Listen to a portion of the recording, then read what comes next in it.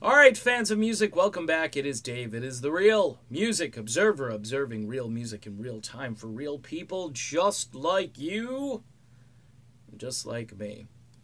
Why I think the Eagles should let Don Felder back in the group. That is the topic of this particular video.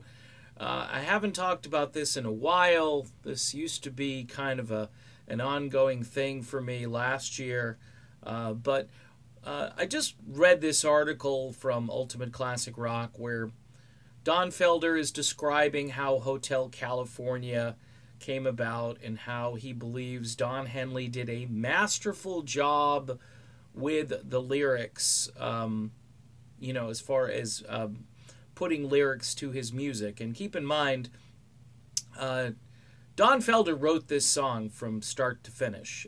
He put bass on it. He put drums on it. He put in extra guitar parts into it. And what was originally called Mexican reggae ended up being Hotel California. What's interesting is that Felder does not badmouth Don Henley. And Henley, over the years, has pretty much badmouthed everybody. In fact, if you watch the Eagles documentary, which I think I've done probably 3 times now, maybe 4, I don't know, I start it and I stop it and then I go back to it and watch it some more.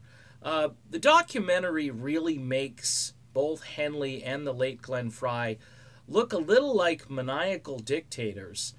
There's one point in the documentary where they're on Felder and they're talking about Felder, and they're just like, they can't even say his name, basically. And, or they call him Mr. Felder, as if he was just this guy who was in the group. Now, of course, the documentary comes out following Felder's tell-all book and the fact that they settle a lawsuit out of court. And I think probably Felder makes out good enough or okay enough where he's satisfied. Keep in mind, these guys all signed contracts in the mid-'70s, and, Don Henley's explanation for all that was, well, things change. Well, no, Don. Actually, contracts typically will hold up in court. The reason you have contracts is so you don't get screwed, or if you're the person doing the screwing, you're rubbing your hands together. Like the manager, say, of Chicago, Guercio, who bilked those guys out of millions of dollars because they didn't really care to read the contracts and they were just interested in making the music. Well, Don Felder thought he was an equal partner, and Henley and Frey basically assert that he wasn't, and that his input wasn't really that important, and his singing was lousy and so forth. And you can agree with those things. I don't have a problem with you agreeing with those things, but the contract still stands, and those guys probably should have honored the contract.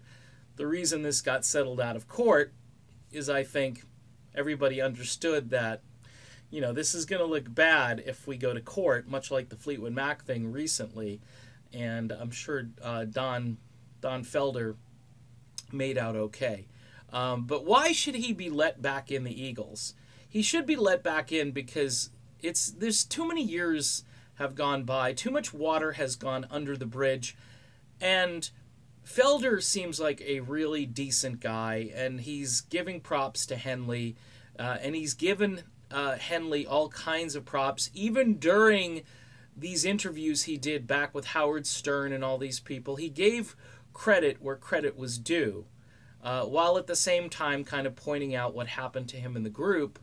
And nobody is arguing with those events that Don Felder describes in his book and so forth. Nobody is arguing with any of it because it's all true. Don Henley said a couple years back that he was angry about the tell-all book and about what he had been doing and so forth.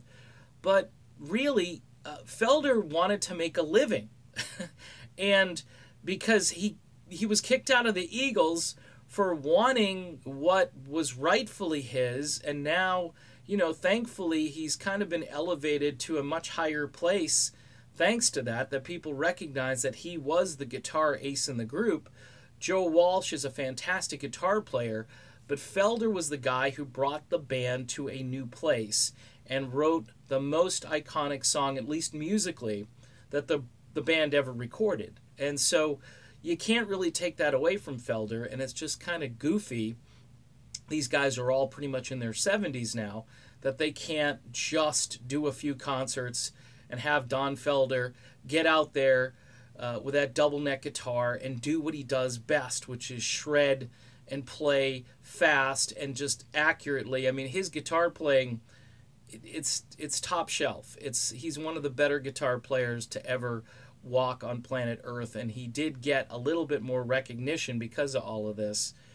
But in the end, it would be just a terrific reunion, and I think it's deserved, because I think enough time has gone by where these grown men can kind of just settle their differences, and the promoters would be pretty psyched if they could get Felder and the Eagles back together again. I'm sure even Irving Azoff probably would refrain from taking Don Felder out to dinner and telling him not to do this. I'm thinking Irv would probably be happy about this, but, you know, I got Vince Gill, and I don't know. I'm still like 50-50 on Vince Gill. I get it, but Felder would be better. All right, done with this video. Be back with more coming up soon.